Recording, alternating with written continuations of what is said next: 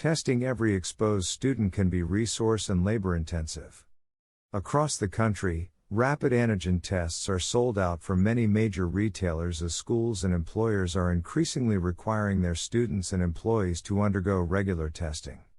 In his latest plan to control the pandemic, President Joe Biden said schools can draw on $10 billion allocated by the Department of Health and Human Services to increase COVID-19 testing for students, teachers, and staff. It's very difficult to find tests, Shifrin says. It is doubtful the schools could get a huge supply to individually test students during school time. We understand that testing is important, but it's extremely operationally challenging, he adds. Schools must also have a supply of tests on hand and employ a nurse or other staff who is able to administer tests to large groups of students.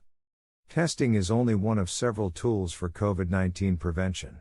Schools should also ensure proper ventilation of classrooms and shared spaces, regularly disinfect surfaces, enforce a mask mandate, and recommend that every eligible student be vaccinated.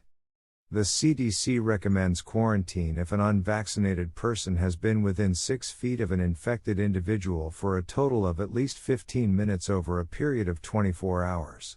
In schools where students are allowed to be seated within 3 feet of each other, it's important to be transparent about what constitutes exposure, Shifrin says. If the caseload in a school gets too high, districts should come up with a contingency plan to return to virtual learning if transmission, Weiss adds.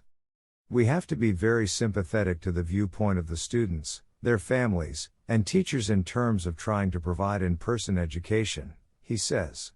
But we also need to be prepared to continue that education, if need arises, through temporary virtual mechanisms once again.